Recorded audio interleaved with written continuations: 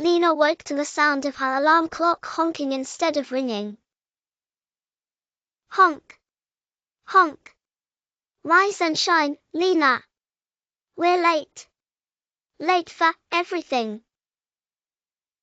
She groaned, pulling the covers over her head. But it's still dark outside. The clock's little legs tapped impatiently. No time to explain. Time is running wild. Before Leana could respond, the hands of the clock spun faster and faster until the entire room began to whirl like a carousel.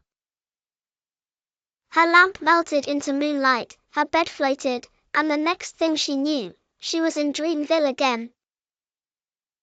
Only, something was very wrong. The sky kept switching from day to night every few seconds. The stars flickered like blinking lights, and everyone was rushing, running, tripping, spinning. A squirrel was brushing its teeth while running laps. A baker was trying to frost 10 cakes at once. And a poor dragon sneezed, "I've already had 6 breakfasts today." Leana blinked. Dreamville's gone bananas. Bananas, berries, and bedtime chaos, said a deep, hooting voice above her. Perched on a shimmering clock tower was Ticky the Timekeeper Owl, wearing golden gears for feathers and a monocle that ticked like a pocket watch. The time-troubled Ticky swooped down, landing gracefully beside her. "Ah, Dream Captain Leana, we meet again. The land of dreams is in a tick-tocking tangle. Time won't slow down." Leana frowned. "But why?" Ticky sighed, flapping his gear-covered wings. Someone opened the hourglass of haste. It spilled its sands into every corner of Dreamville. Now the minutes are racing, the hours are skipping, and the dreams are ending before they even begin. Leana's eyes widened. "That sounds awful. How can we fix it?"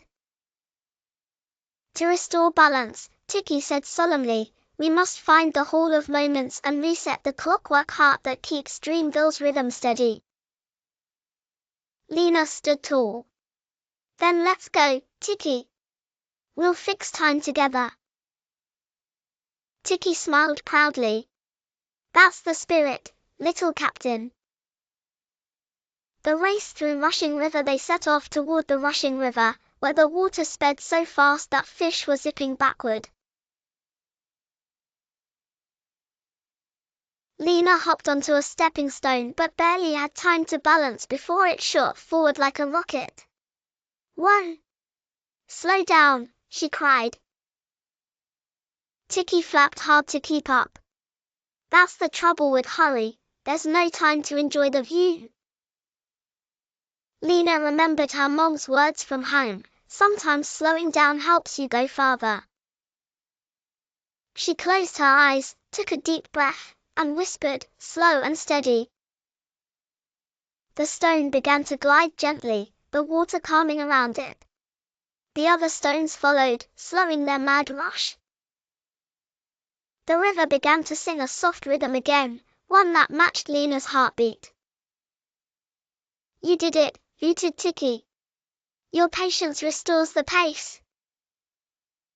Leana grinned. "Guess time likes calm hearts."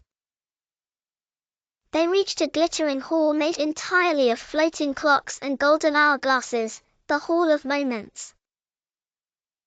Inside, each clock held a memory, a giggle, a hug, a goodnight kiss, a whispered wish.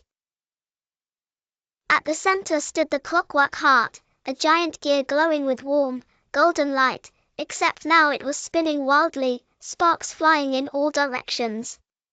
Please like, share and subscribe to my channel. Bye!